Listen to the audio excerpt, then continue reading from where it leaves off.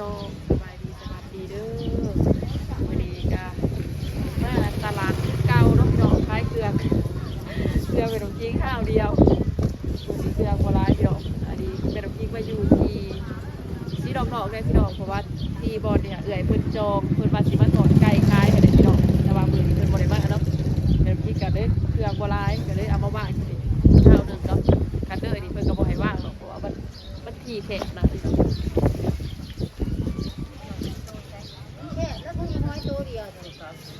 แล้วมาเบิ่งกันเบิ่งดีว่าถ้าสิขายอะไรอยู่โอพี่น้องเนาะว่าขายหลอกก่อนมันตัวมันคล้ายอันนั้นคล้ายกับมันตื่นเนาะตัวเดียว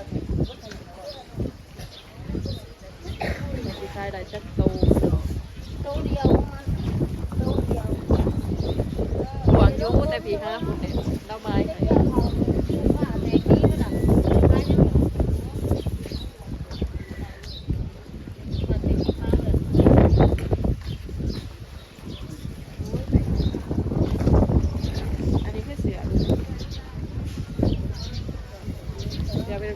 อยากแค่จ้าเอา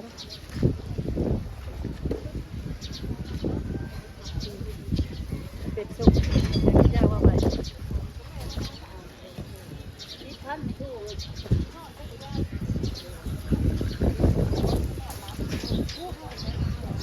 ลูก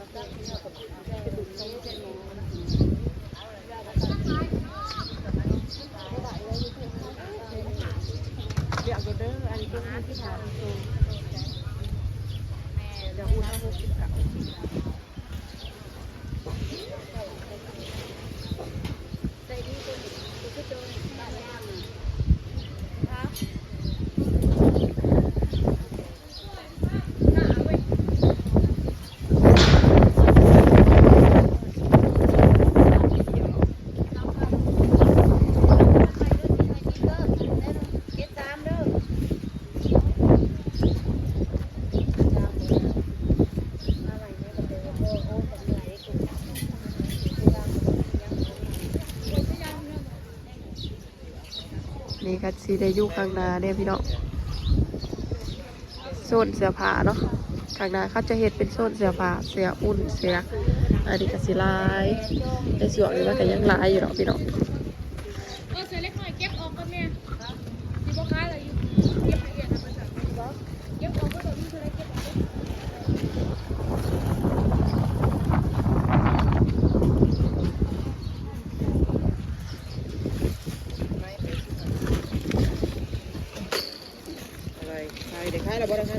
ย่างจ้าพอทักจะรอโกดพอนี่เดี๋ยวเบิกกระหูลูกค้าบ้านเขากระเล่นไปรีวิวก่อนจักหน่อยไซส์บอพูดมาสิให้เอาปลามาขายเบิดแล้วขายเบิดแล้ว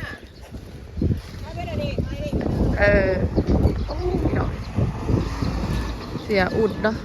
ลายดีจ้ะแต่เสียผ้าเต็มเลยแต่ชุดสวยๆ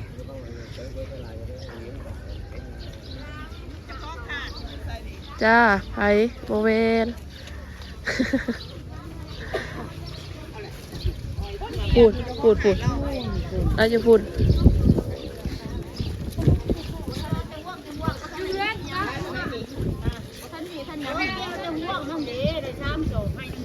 อันนี้เสือเอื้อยเสือเด้อเสือเอื้อยพี่น้องเสือเป็นน้ำพริกแค่นี้แหละห้าวเดียวต่อมาตกเดือดตายางเสียผ้ากันแม่น้ำคิงกับว่าท่านมีที่แบบว่าเป็นที่ประจำที่มันเหมาะสมนะก็สิเอาเสียผ้าลงลายกันนะพี่น้องเสียแค่ยาวเด้อแต่ว่าคันได้โซนแถวนี่ก็เพราะเอาลงลายอยู่พี่น้องเนาะอันนี้คือว่าแถ แต่ว่าถือไอ้ดับโบมาซื้อๆพี่น้องขาดบัตรตัว45ของมากคนจะเข้าไม่ได้ ขาบ้านเขาไปข้างในมันก็คายบดีค่ะนะพี่น้องคายบดีเนาะแบบว่ากันโซดเสียผ้าถ้าก็อยู่แต่เสียผ้ามันก็สิคือสิคายดีเนาะคือมือนะก็คายบ่หลายพอโตถ้าได้ที่เหมาะสมประทานเจ้าของตลาดเขากับโมมี่เนาะโมมี่ที่ให้พี่น้องมีเส้นเนาะแค่จ่ามาอยู่ข้างในพูนเอากับบ่อยากไหลได้อยู่ข้างในเนาะมันถือบอลอันนี้ก็คายบ่ไหลได้พี่น้องแต่น้ำจริงว่ามันเบิ่งทำได้เบิ่งอันนี้ของนะคายคอกันเนาะโลกพี่น้องเอ้ยโลกดีเดียวเนาะ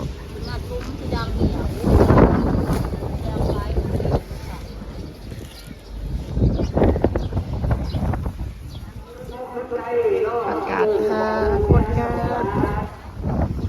ตลาดหนาวค่ะพี่น้อง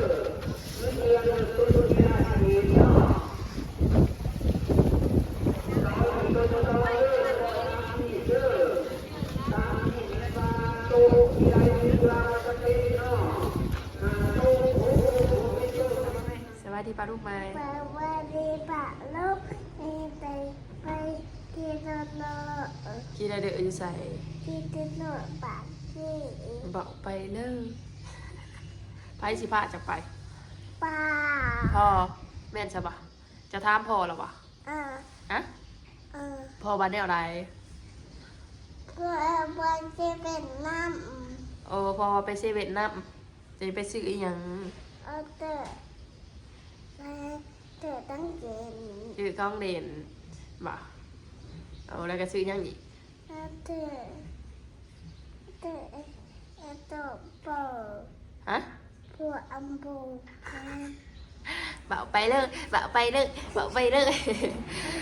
พี่น้องแม่น้ำคิงขออนุญาตตัดผ่ามาเหือนเลยเด้อคลิปไปอันนั้นคล้ายเครื่องอยู่ตลาดเมืองเสานี่เนาะ ถ่ายน้อยเดียวพี่น้องถ่ายน้อยเดียวเพราะว่าตั้งกล่องกับอะไรมันล่มสวยมากพี่น้องเลย เราเอาเจ้าไม่จับ ล่มคางล่มเนี่ยไม่ต้องคิงก็เริ่มบริถ่ายได้เพราะว่าในส่วนตอนเสาร์ฮะเลยในส่วนตอนเสาร์ฮะก็คล้ายบริโภตูพี่น้องคล้ายบริโภตูคนกำลังแบบว่ายิ้มนะไม่ต้องคิงคล้ายบริโภตูโดยที่ก็เริ่มบริถ่ายปันใดบัดสวยๆมากละบัดคล้ายได้เนาะพี่น้องแบบว่าลูกค้าอันเนี่ยนี่เด็กคันมีผู้หนึงมาสื่อกับซิมี่แบบมาสื่อตามกันเนาะทรายคล้ายเสียเคนย่าออก3ตัวแล้วก็เสียแขนสัน3ตัวผู้ใดพี่น้องได้เงินกับประมาณ6 เซน7 เซนผู้ใดมือเสาร์นี่1 2 3 4ประมาณ6-7 เซนเนาะพี่น้องกับประมาณ1,000 กลัวนิดนี่แหละโอ้บนเวทนะคือวันเวทอันถ่ายคลิปอยู่ประมาณนี้เนาะพี่น้องกะโอเคอยู่ได้ก็ดีใจอยู่เนาะได้ไปคายแต่ละมือได้ซ้ำดีหันดีใจอยู่ได้พี่น้องแน่แม่บอกว่าบดกล่องแม่ยาดิคนหน่อยบดกล่องพี่น้องเอ้ยจดว่าโทรศัพท์10 ตัวคนขี้ดื้อเป็นบ่จะขี้ดื้ออยู่บ่ มาเจอฮะเลยมาเจอเลย บ่ขี้ดื้อเงินกะไรประมาณ1,000 กว่าบาทนี่แหละพี่น้องเสียกันยาวกับสีคายดีเด่นเนาะ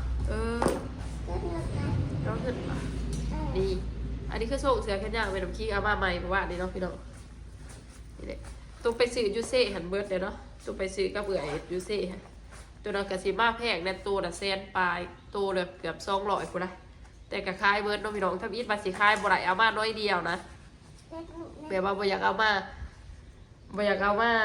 ล่ปันได้เนาะพี่น้องเพราะว่าทื่นมันกับมาแพงเพราะว่าขายดีเนาะคือว่าแหละเขาหูจักว่าแพมันดีมันงามเนาะตัวมันแพงเนี่ยแพมันดีมันงามมันใส่บ่เบื่อจากเจียกก็เอาเนาะพอดีขายเบิร์ดเลยพี่น้องไอ้กิ๊กก็ดีใจขนาดสิตั้งกล่องกระตั้งบ่ไหลสักกระลบเอื้ออยู่จะหน่อยสิมาบ่นแต่น้ำตั้งกล่องลูกค้าน้ำคิงซีนีเบิร์ดกะสิประมาณนี้เนาะพี่น้องดีมิตรวาอันนี้ก็สิไปลงมือวันอาทิตย์เนาะเพราะว่ามือนี้กับวันพฤหัสเนาะพี่น้องมันจะมีวันพฤหัสกับวันอาทิตย์เฉพาะตลาดบ้านคำแปงเนาะ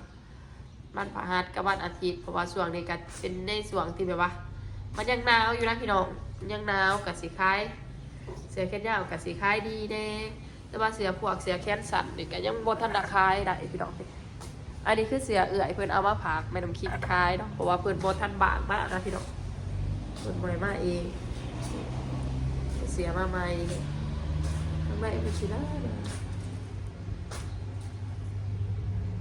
ขายังขาคุณ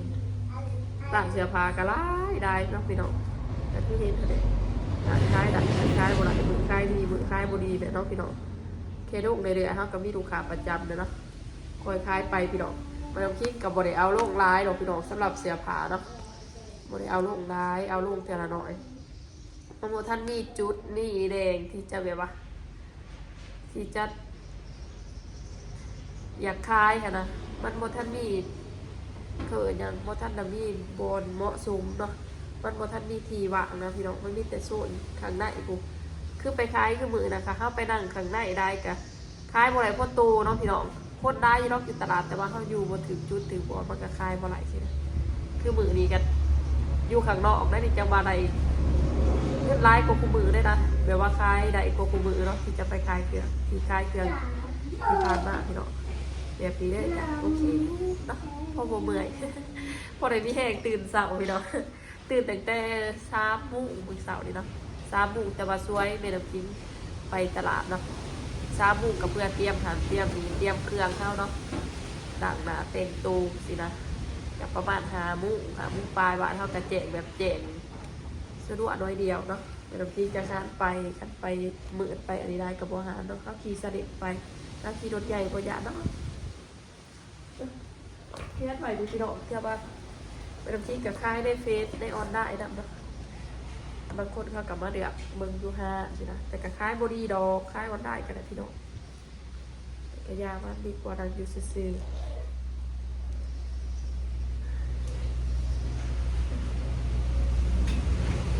เพราะว่าเท่ากันในค่ายเสียผ้าน้ำกับพวกเลยถ่ายคลิปน้ำเราพี่น้อง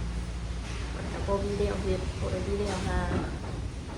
ไปตามปูลูกดกดีเราดกดีเดียวโลจนออกนอกเครื่องกับบุหรี่จนหน่อยสิไปเอาลูกสาวพี่น้องไปเอาลูกสาวก่อนเพราะว่าเพิ่นไปห้องเรียนก่อนแม่ไรแม่มาแต่ตลาดสวยเด้8 โมงปลายห้องเรียนเพิ่นกับเขาแล้วเนาะเพิ่นกับไปก่อนแม่ลูกขึ้นมาลาดแป้งฟันเก่าปูเองเพิ่นกับไปเองเพิ่น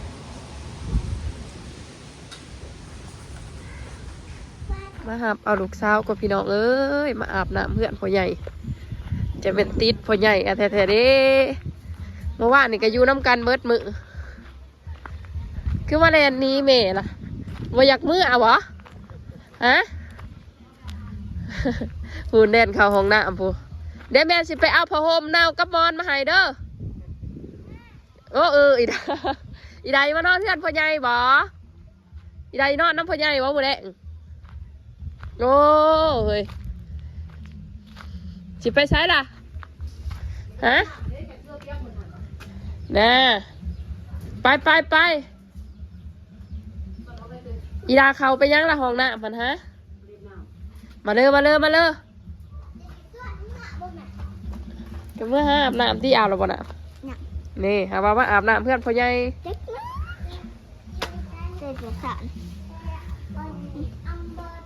โอ้ส่ง2 ตัวผู้อากาศมันหนาวอาบน้ำกันอาบน้ำบ่นี่อาบน้ำเพื่อนพ่อใหญ่อีกได้คือว่าไปอาบอยู่เพื่อนบ่เอาไปจะไหนม่วนแห้งบ่อาบเพื่อนพ่อใหญ่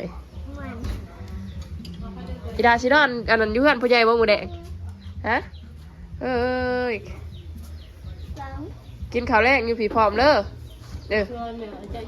จักเด่นสลามแต่เนี้ยเด่นอันนี้เนี่ยอันนี้นะติดเสียนะมาแม่วิทีมมันเป็นขี้โอ้ยโอ้ยเด้อเดี๋ยวตุยอยู่แม่อยากมาจะจังนะจะเสียดยังอาบน้ำกูไปให้ใหญ่ผู้แก่ให้พอใหญ่อยู่พูนไปแดนสิอาบน้ำจะเป็นติดพอใหญ่อะแถะเทิงได้เฮ้ยเพราะว่าอันนี้อยู่เบิดมือกัน บายบายยังเพิ่นสิให้เจ้าแก่เครื่องให้ค่ะสิอาบน้ำ บ่น้ำบ่ทุกบ่ว่าเอ้ย ไปอาบอยู่เพื่อนเป็นยังหนูอาบแล้วก็ใส่สูทอุ่นโน่นใช่ไหมอียังมีแต่ขี้ตมขี้เต็มบ้านนี่มีแต่ขี้อันนั้นบัดอยู่เพื่อนหันแก้อาบกับบ่ยอมอาบแล้วหนาวพูด พูดเลยล้างมาให้ดูเนาะเป็ดพูด10ลงว่า ว้าเห็นนุ่มเว้ยเห็นนุ่ม ไปเอาลง บ่มืออาบบ่นี่ไผสิอาบให้เจ้าล่ะฮะ อาบเด้อไปเลยนาวเลยไปอาบไป อาบก็บ่ได้เอาสูตรมาเอ้ยโอ้ใส่สูตรผู้ใดอันนี้เฮ้ย ไปเดินเพลง เฮ้ยสิบ่ดีอีดาเลยเนาะ ใส่ส่งอีหยังก็บ่ดีเอวน้อง โอ้ยน้องก็เบื่อใจจุดน้ำกันได้เลยเอาลงเอาลงเอาเสือลงเอาเสือลง ว่าตุ่ม ตุ่มบ่ตุ่มเป็นหยังโอ้ยงามเว้ย อีดาไม่ใส่มาแต่เครื่องปลาใหญ่บ่ โอ้ยจะเป็นหมักเนาะเครื่องปลาใหญ่เนาะ ใจว่าใจตัวป้า จะไม่ได้ใส่เกลือมานี่จะดื่มบ่จะดื่มเกลือบ่ นี่ตัวข้ามตายใหญ่ เดือนคือบ่หาใส่เสื้อแขนยาวเนี่ยเสื้ออุ่นเสื้ออินในตู้มันก็ลายเดี๋ยวมันก็จะใส่ไปแกะให้เอื่อยไว้อีดาหาใส่ของเจ้าไว้ไปของเจ้าบ่ใส่ยืนงามๆเบิ่งยืนงามๆปลาดูเบิ่ง เอาแต่ว่าเอา ใส่เอียนะเอาพี่ทิมปะไปหาพ่อเห็นของกินไปถ่าไปเอาไปได้หาพ่อ บ๊ายบาย บายรับพี่น้อง บ๊ายบาย โดยเดี๋ยวแม่น้ำจิ้มกับสิได้ปิดคลิป บ๊ายบาย อู้ใครสิเนาะไปเพียงสำนีเด้อ บ๊ายบายขอบคุณหลายก็ได้ก็จะทำเป็นกำลังใจให้น้องๆชิ้นเจ็บดิ้งๆแน่เด้อ สบายดีดอกเลยฝากปลาลูกไปกำลังใจในเด้อฝากเบิ่งโฆษณา กันเด้อวันดี ไปดีฝากเบิ่งโฆษณาฝากกดไลค์กดแชร์ให้ในเด้อจ้าว่าแม่